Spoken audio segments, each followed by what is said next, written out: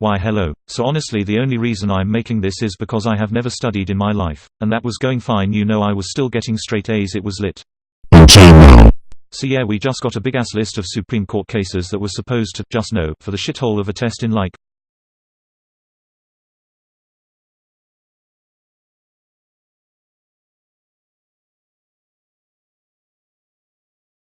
May. Okay, so first things first, the Holy Trinity. AKA the ones you probably already know, and if you don't there's like 500 videos explaining them on YouTube. But basically Marbury v. Madison established judicial review, McCulloch v. Maryland made the Supremacy Clause and Necessary and Proper Clause, Gibbons v. Ogden invented the Commerce Clause. And if you don't know what any of those mean then I really don't know what to tell you except you're fucked. Alright, moving on to some slightly less distinguished ones but still pretty eminent I guess because they're required to know. Plessy v. Ferguson. I was told the only thing we really needed to know for this was separate but equal. This was in 1897 so everyone was still like racist. And they didn't let Homer Plessy in the white section of the train because he was 1/8 African even though he looked pretty damn white to me. This is one half of the what the fuck were you thinking Mr. Judicial Branch Sir cases duo. The other half is Dred Scott v. Sanford. Dred Scott was a slave until he wasn't, because his owner brought him to the Wisconsin Territory, Minnesota, which was a slave-free state according to the Missouri Compromise. So he tried suing because he was like, excuse me, I'm in a free state now, I'm free. But the court was like, I think the fuck not, you're black so you have no rights. Also the Missouri Compromise is unconstitutional now, haha. Those were the top two most notable sucky cases, but it's okay now because Dred Scott v. Sanford was destroyed by a shit ton of amendments and Plessy v. Ferguson was overruled by Brown v. Board of Education. Which brings me to the next thing, Brown v. Board of Education, obviously. 58 years later the male white hags finally decided that, hey, maybe segregation isn't actually equal. Yeah, I just checked the 14th Amendment, it's definitely not. And suddenly school segregation was banned. Everyone say thank you Oliver Brown, ugh skinny legend. Since we're on the racism topic let's do the rest of the racism-related ones. Cool. I don't know if this will make it more confusing or less, I hope less because I spent months on this damn video. Sakura Matsu v. US. This time it's racism against the Japanese instead of African Americans. Sigh. When will this end? Back to the case, it was 1942 and Pearl Harbor just went. Sir Franklin D. Roosevelt signed the Executive Order 9066 that forced Japanese Americans to concentration camps. Disgusting. And what's worse, when my man's Fred Korematsu said it violated the Fifth Amendment, the court said it was actually fine since it's not being racist, it's just a war strategy to make sure we don't get invaded. So no, you're just racist. You know who was also racist? Ollie McClung. He let whites eat at his world's best barbecue but African Americans could only order takeout. In Katzenbach v. McClung, he said the Civil Rights Act can't put any regulations on my small private barbecue business, leave me alone. But the court said all the unhealthy shit that you order from other states goes through interstate commerce and we kinda regulate interstate commerce so we kinda regulate the food you serve. What the fuck does that mean? TLDR, you may be racist but the food you serve isn't. Glad to see the court finally growing some brain cells, I'm so proud. There's a similar case to this called Heart of Atlanta Motel v. U.S., except it's for people instead of food. That's enough racism cases for now. There's definitely a shit ton more but I wanna make this video shorter than the B-movie trailer, but read the description, thank you very much. Next, Reynolds v. U.S. George Reynolds was a Mormon and married multiple women despite the moral Anti-Bigamy Act clearly making polyamory illegal, and he was like, hell nah, that violates my First Amendment rights because Jesus Christ told me I could. The court thought about it.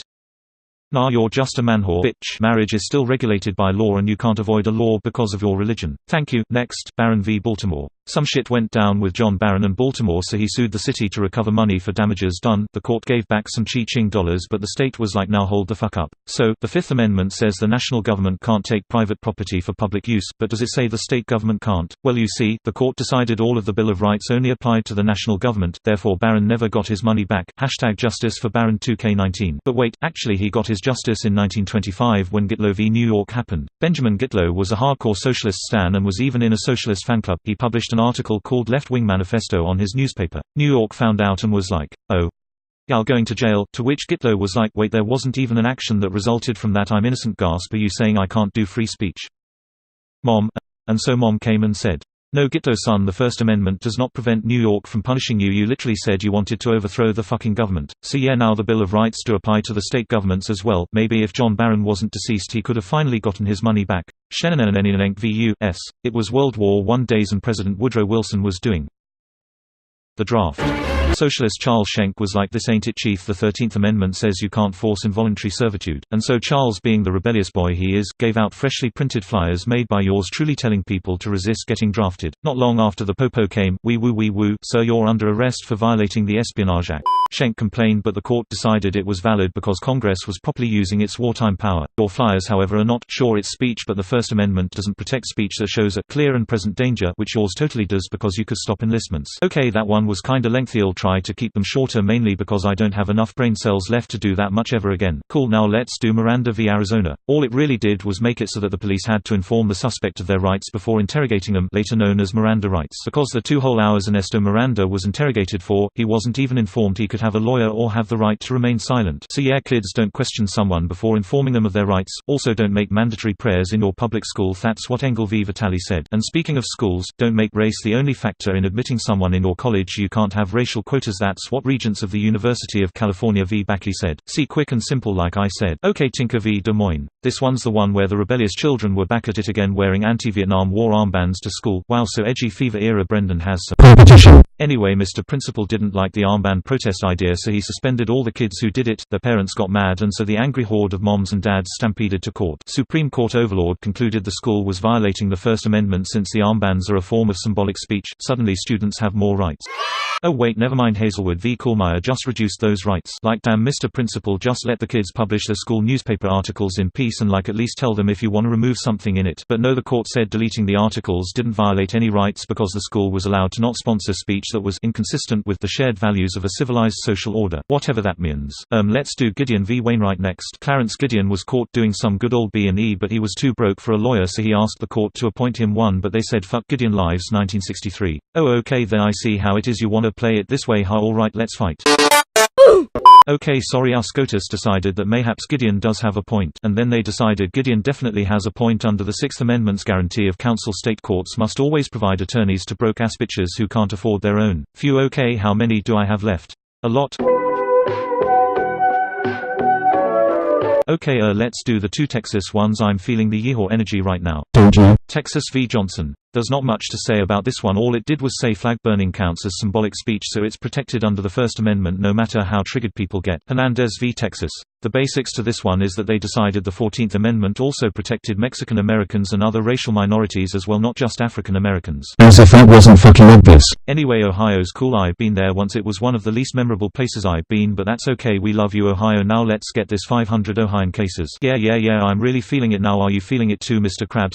Map v. Ohio. Alright, so some cops searched Dory Map's home without a warrant and found some porn magazines. She was then arrested because she wasn't allowed to have porn magazines. So then she was like, now hold on there, you wouldn't even have found those if you didn't search my home, but pop off I guess. And the court said cis y'all cops can't use illegally obtained information in prosecutions because that's literally illegal, dumbass. Fuck yeah, we rolling. Brandenburg v. Ohio. So Clarence Brandenburg was the leader of the KKK, right? And he was like, you know what would be a great idea? Let's have a whole ass racist rally and broadcast it on TV. Let's get this clout. So they had their racist rally, and Brandenburg gave a racist speech, and then he got in trouble because I don't know what else he was expecting, to be honest. He was convicted under the Ohio criminal syndicalism law, but he was like, but am I really, or do the First and 14th Amendments protect my freedom of speech? And hey, what do you know, the court said the First and 14th Amendments do in fact protect your freedom of speech, since it apparently wasn't directed at inciting or producing imminent lawless action. Some of this may sound familiar because it overturned Shenanenanenank v. US. Alright, last Ohio case is Terry v. Ohio. This one just said police can frisk you on the street as long as they have a reasonable suspicion that you're armed or about to pull some shit.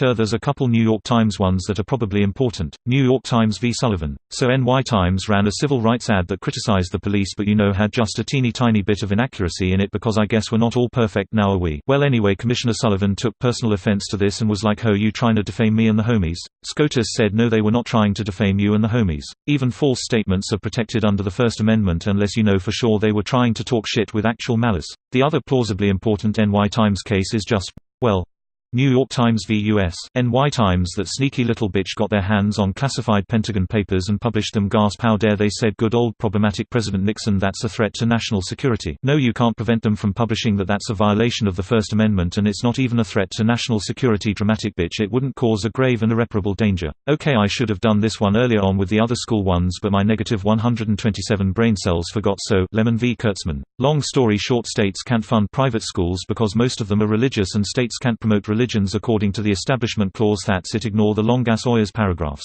Okay, next let's do Reno VACLU. I like this one because it sounds like Geno and that's my baby. No wait, actually it sounds like Runjun and Geno combined. OMG, Noran stands rise.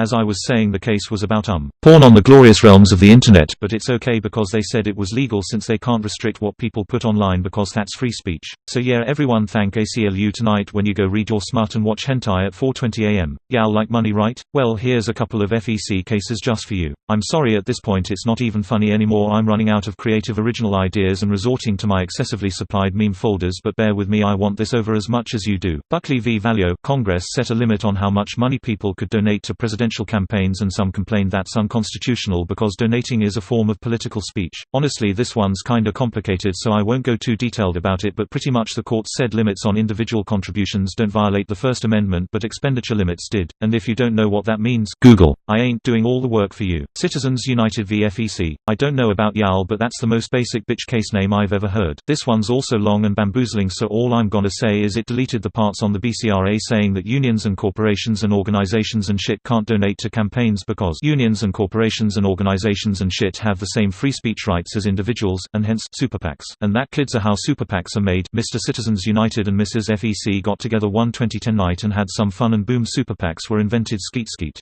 Oh shit, I forgot about Roe v. Wade. This one's the one where they legalized abortion during the first trimester of Pranjan Ananansi, but like Republicans still argue about it because I guess are dumb. How much are we betting for a 1 to 3 likes to dislikes ratio and a comment section filled to the brim with angry Caucasian boys? Honestly, I'm kinda scared to even post this, but if I don't, that would be a waste of 4 goddamn months of arduous hard work. I should have put an opinion warning at the beginning. You know what, fuck this shit, I'm done. I saved the best for last. Obergefell v. Hodges. It's a win for the gays and the lesbians and the bis and the pans and more. We did it, homos. Yes, that's all folks. I'ma get so much shit for this, but that's okay as long as this doesn't flop like everything else I do. I had an epiphany on a cold January night while streaming home, as you should too, and this idea struck me. I was like, that's a terrible idea, so off I went after finding a decent free editing software because 90% of that wasn't possible with iMovie, and I'm a broke ass bitch like Gideon. Actually, it didn't seem that terrible at the time. The first thing I thought was, hey, these bitch ass videos helped me learn all 239 K-pop boys and girls I stan and counting. And yeah, I was like, hey, what if there was one for SCOTUS cases? I swear I didn't think it'd turn out like this. Okay, mayhaps I did a little, but I didn't think it was gonna be that bad. I should stop talking now. I'm dead ass starting to think in this Daniel voice. Anyway, I probably jinxed it, so this is most definitely gonna flop or get reported, but you know what didn't flop? Stan Luna.